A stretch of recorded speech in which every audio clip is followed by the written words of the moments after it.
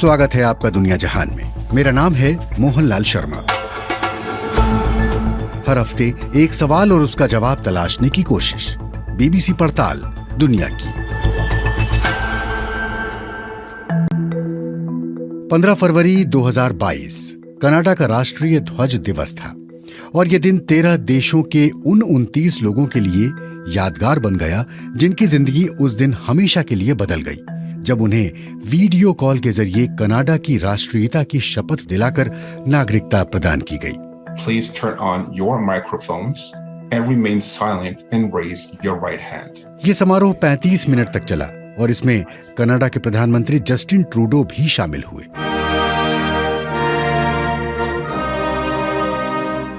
Canada के इन नागरिकों ने अपने नए देश का राष्ट्रगीत सुना।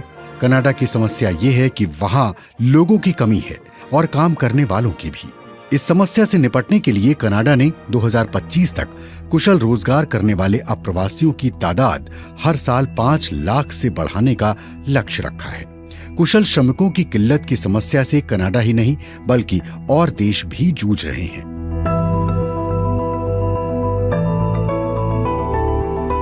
तो इस हफ्ते हम ये समझने की कोशिश करेंगे कि क्या अन्य देशों को भी कनाडा का इमिग्रेशन मॉडल या अप्रवासन नीति अपनानी चाहिए। इस सवाल का जवाब तलाशने के लिए हमने कुछ एक्सपर्ट से बात की।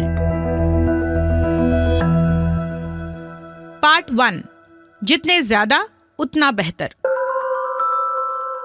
हमारी पहली एक्सपर्ट हैं एना ट्रिएंडीफिलाडू, जो टोरंटो मेट्रोपॉलिटन यूनिवर्सिटी में migration and integration research centre की अध्यक्ष हैं। ऐसा समझा जाता है कि अप्रवासी देश में नए कौशल, नए टैलेंट और नई परंपराएं और विविधता लाते हैं। तो जितने ज्यादा लोग और जितनी अधिक विविधता उतना बेहतर होता है।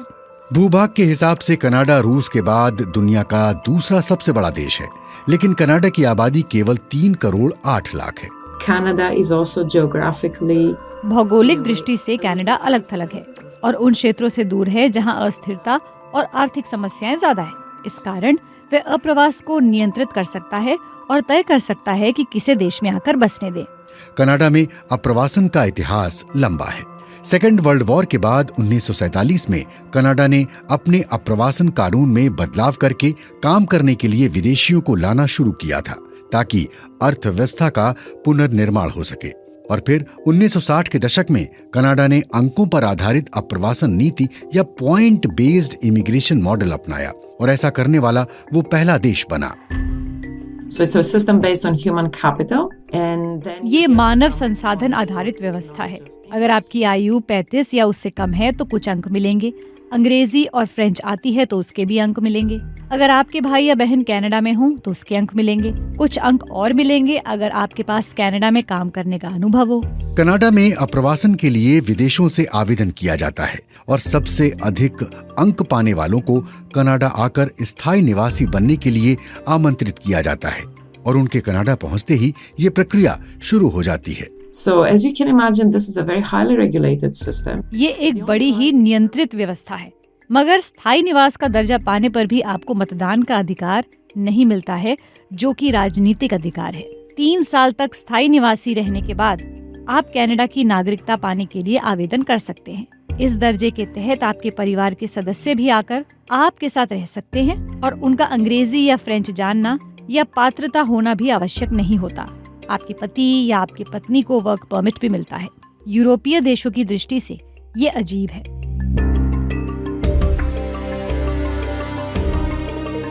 कनाडा का लक्ष्य है 2025 तक 15 लाख लोगों को देश में बसने के लिए आमंत्रित करना, यानी हर साल 5 लाख लोगों को आमंत्रित करना, जो कि उसकी मौजूदा योजना का हिस्सा है।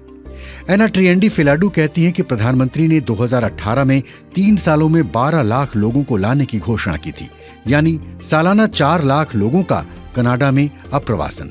लेकिन कोरोना महामारी के चलते इसमें दिक्कत आई और अब उन्होंने लक्ष्य प्राप्त करने के लिए इसे बढ़ाकर सालाना 5 लाख कर दिया है। ये संख्या केवल स्थायी निवास का दर्जा पाने के लिए है। इसके अलावा मेडिकल कर्मियों या फिर कृषि श्रमिकों के लिए भी इस अप्रवासन योजना में जगह है। इनमें से कई लोग समय के साथ साथ स्थायी निवासी होने का अधिकार हासिल कर लेते हैं। न्यूजीलैंड, ऑस्ट्रेलिया और सिंगापुर में भी अंक आधारित अप्रवासन योजना है। लेकिन कनाडा उनसे अलग है, क्योंकि कनाडा में स्थायी निवासी के तौर पर आने से पहले वहां पहले से नौकरी होना आवश्यक नहीं है, यानी आपको वहां पर पहुंचकर खुद नौकरी खोजनी पड़ती है। कनाडा में बेरोजगारी की दर केवल 5% है, लेकिन इसका मतलब ये नहीं कि आपको पहुंचते ही नौकरी मिल जाएगी। मगर डॉक्टर, मेडिकल कर्मियों और IT इंजीनियरों के लिए नौकरियां अधिक हैं। एना ट्रियन-फिलाडू कहती हैं कि कनाडा के पड़ोसी देश अमेरिका और दुनिया में कई जगह जैसे ब्राजील और भारत में भी दक्षिणपंथी ताकतें प्रभावी हैं और नस्लवाद की समस्या है। ऐसा नहीं कि ये समस्या कनाडा में नहीं है, मगर वहां लोग इससे अवगत हैं और इस समस्या का हल निकालना चाहते हैं। यहाँ भी जमीनी सच्चाई आदर्श तो नहीं है। पार्ट 2, जिंदगी और मौत का सवाल। कई देशों में जनसंख्या वृद्धि और जीवन की अवधि में बदलाव आ रहे हैं और श्रम बाजार पर भी इसका असर पड़ रहा है। यही कनाडा में भी देखने में आ रहा है। हमारी अगली एक्सपर्ट हैं मेलिंडा मिल्स, जो ऑक्सफोर्ड यूनिवर्सिटी में समाजशास्त्र और जनसांख्यिकी की प्रोफेसर हैं। वो इस बदलाव के कारणों के बारे में कहती हैं कि कई देशों में चिकित्सा व्यवस्था बेहतर हुई है और लोगों के खान पान में सुधार आया है, जिससे अब लोगों की जीवन अवधि में बढ़ोतरी हुई है। मगर वहीं कई देशों में जनसंख्या वृद्धि दर भी कम हुई है। So one aspect is women are... महिलाएं अब अधिक शिक्षित होने लगी हैं और नौकरियां करने लगी हैं। इसके साथ ही कई देशों में बच्चों की देखरेख की व्यवस्था मौजूद नहीं है। पूर्व एशिया और यूरोप के कई देशों में मकानों की किल्लत है, तो इसके कई ढांचागत कारण हैं। मगर जनसंख्या वृद्धि दर में गिरावट की एक वजह राजनीतिक भी है। 1980 के दशक में चीन में जनसंख्या नियंत्रण नीति लागू की गई, जिसके अंतर्गत एक परिवार में केवल एक ही बच्चे की अनुमति दी गई। 30 साल तक ये नीति जारी रही, लेकिन 2015 में इसे समाप्त कर दिया गया। हालांकि इसके बाद भी वहां जन्म दर में कोई खास उछाल नहीं आया। China's a very interesting case because they had a चीन का मामला रोचक है। उसकी आबादी बहुत बड़ी है, मगर बूढ़ी होती आबादी की जगह नई आबादी के लिए जन्म दर कम से कम 2.1% होनी चाहिए, जबकि चीन की वर्तमान जन्म दर 1.16 है। इसलिए उसकी आबादी में बूढ़ों की संख्या तेजी से बढ़ रही है। वहीं आबादी के मामले में भारत चीन से आगे निकल गया है। कई देशों की आबादी घटने जा रही है। 2050 तक जर्मनी की आबादी 5% और चीन की 7% घटने का अनुमान है। वहीं इटली की आबादी 12%, तो जापान की आबादी 16% तक घट सकती है। लाटविया और लिथुआनिया जैसे बाल्टिक क्षेत्र की आबादी 20% तक घटने का अनुमान है। इसका इन देशों पर गहरा असर पड़ेगा। लोगों की जीवन अवधि में वृद्धि और जन्म दर में गिरावट से जो स्थितियां पैदा हुई हैं, उसने कई देशों को चौंका दिया है। मेलिंडा मिल्स कहती हैं, अब काम कर सकने वालों की किल्लत हो गई है, स्वास्थ्य सेवाओं में कमी आ रही है। इसलिए कई देश अपनी नीतियों पर पुनर्विचार कर रहे हैं और समाधान के लिए अब प्रवासन के बारे में सोच रहे हैं। मगर वहीं कई देशों में आबादी तेजी से बढ़ भी रही है। We've got Pakistan and the Philippines, but also Pakistan, Philippines और कई अफ्रीकी देशों में जैसे मिस्र, तंजानिया और कोंगो में आबादी तेजी से बढ़ रही है और वहाँ युवा आबादी ज्यादा है। नाइजीरिया की आबादी सबसे तेजी से बढ़ रही है, यानी सालाना 3.6% से बढ़ रही है। फिलहाल उसकी आबादी 20 करोड़ है और अनुमान है कि 2050 तक वो 40 करोड़ हो जाएगी। एक तरफ जहां आबादी बूढ़ी हो रही है और वहीं दुनिया के दूसरे हिस्सों में शिक्षित और प्रशिक्षित युवा आबादी बड़ी संख्या में मौजूद है। तो हमें अपने देश की सीमाओं के बारे में और प्रवास के बारे में नए सिरे से सोचना पड़ेगा। पार्ट 3, देश और विदेश। लोग अपना देश छोड़कर विदेशों का रुख क्यों करते हैं, जानते हैं अपने तीसरे एक्सपर्ट एबेनजेर ओबेडारे से, जो अफ्रीकी मामलों के विशेषज्ञ हैं और वॉशिंगटन डीसी स्थित काउंसिल ऑफ फॉरेन रिलेशंस में सीनियर फेलो हैं। So people leave their countries of origin for लोग कई कारणों से विदेश जाकर बसते हैं। अपने देश में हो रहे राजनीतिक उत्पीड़न और असुरक्षा या आर्थिक चिंता की वजह से इन लोगों को आर्थिक प्रवासी कहा जाता है। इनमें से ज्यादातर लोग 18 से 30 साल से बीच की उम्र के होते हैं। ये अपनी काबिलियत के चरम पर होते हैं। ये प्रतिभाशाली होते हैं, कौशल और रचनात्मकता होती है, ये उद्यमी होते हैं। एक सवाल जिस पर बहुत कम ध्यान जाता है वो ये है कि जब प्रतिभाशाली और अनुभवी युवा अपना देश छोड़ देते हैं तो इसका उस देश पर क्या असर पड़ता है। You are robbing that particular country or that particular society. ये उस देश के अत्यावश्यक और महत्वपूर्ण संसाधन की चोरी करने जैसा है। इससे पैदा होने वाली कमी की क्षतिपूर्ति बहुत मुश्किल है। इसका उस देश की राजनीति, तकनीकी विकास, स्वास्थ्य सेवाओं और शिक्षा संस्थानों पर बहुत बुरा असर पड़ता है। हर साल लगभग 20,000 अकादमिक लोग अफ्रीका छोड़ते हैं। उन देशों को इसकी भारी कीमत चुकानी पड़ती है। तो ये देश अपने प्रतिभाशाली लोगों को रोकने के लिए क्या कर सकते हैं ताकि ये प्रतिभा देश में ही रहकर उसके काम आए और उन लोगों को पर्याप्त मौके अपने देश में ही मिल जाएं? So, if I'm a policy maker, अगर मैं नीति निर्माता हूं तो मैं कोशिश करूंगा कि देश में शिक्षा व्यवस्था अच्छी बने, युवाओं को अच्छी शिक्षा प्राप्त करने और अपनी प्रतिभा का इस्तेमाल करने के पर्याप्त अवसर मिले। बहुत से लोग इंग्लैंड या अन्य देशों में इसलिए नहीं जाते क्योंकि वहां ढांचागत सुविधाएं नाइजीरिया से बहुत बेहतर हैं, बल्कि इसलिए जाते हैं क्योंकि ये सुविधाएं पाने के लिए वहां उतनी मुश्किल नहीं होती जितनी उनके अपने देश में होती है। एबेंजेर ओबाडारे कहते हैं कि ये समस्या अभी इतनी बड़ी नहीं लगती क्योंकि सरकार सोचती है कि अगर चंद हजार लोग चले भी जाते हैं तो भी पीछे काफी लोग हैं। लेकिन वो आगाह करते हैं कि अफ्रीका की आबादी आने वाले 30 सालों में 80 करोड़ से 1 अरब तक पहुंच जाएगी और प्रतिभाशाली लोगों का पलायन इसी स्तर पर चलता रहा तो आने वाले वर्षों में बड़ी समस्या खड़ी हो जाएगी। ये चिंता जताई जा रही है कि अगर अफ्रीकी सरकारों ने इस समस्या का समाधान नहीं किया तो भविष्य में उनके सामने बड़ी समस्याएं होंगी। let us now begin to think about how we hold. हमें चाहिए कि इन सरकारों की जवाबदेही तय करें।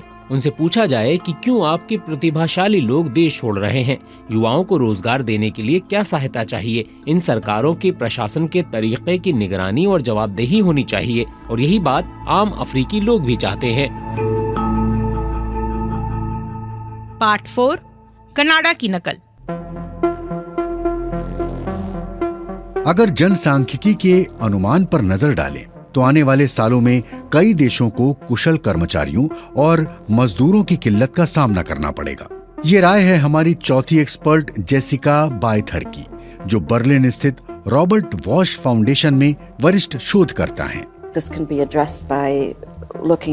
इस किल्लत को कम करने के लिए देशों को अपनी आबादी को बेहतर प्रशिक्षण देकर उनके कौशल को बढ़ाना होगा।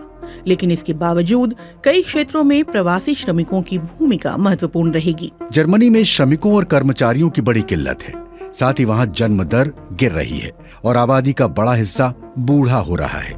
एक अनुमान के मुताबिक आर्थिक रूप से अपनी प्रतिस्पर्धात्मकता को बरकरार रखने के लिए उसे सालाना 4 लाख प्रवासी कर्मचारियों की जरूरत है। जेसिका कहती हैं कि ये लक्ष्य हासिल करने के लिए जर्मनी की नई गठबंधन सरकार ने अपने नियमों में व्यापक सुधार किए हैं ताकि आसानी से अप्रवासी श्रमिकों को जर्मनी आने के लिए प्रोत्साहित किया जा सके। कई दशकों में पहली बार इतनी उदार नीति अपनाई गई है। नए नियमों के अंतर्गत अप्रवास की प्रक्रिया को आसान बनाया गया है। पहले के मुकाबले श्रमिकों को लाने के लिए आवश्यक न्यूनतम वेतन को कम किया जा रहा है। साथ ही अप्रवासियों के लिए जर्मनी की नागरिकता प्राप्त करने की न्यूनतम अवधि को 8 वर्ष से घटाकर 5 वर्ष कर दिया गया है और कुछ मामलों में ये 3 वर्ष भी कर दी गई है। जिन देशों के सामने ये समस्या है उनकी संख्या बढ़ती जा रही है और समाधान दूर लग रहा है। कई देश प्रशिक्षित श्रमिकों की किल्लत का सामना कर रहे हैं। इसमें कुछ ऐसे भी देश हैं जैसे कि हंगरी, जो अप्रवासन के पक्ष में नहीं रहा है। वहाँ भी निर्माण क्षेत्र, IT क्षेत्र, होटल उद्योग में प्रशिक्षित कामगारों की भारी किल्लत है, जिसके चलते उसने अस्थायी वर्क परमिट बढ़ा दिए हैं ताकि वियतनाम और अन्य देशों से श्रमिक आ सकें।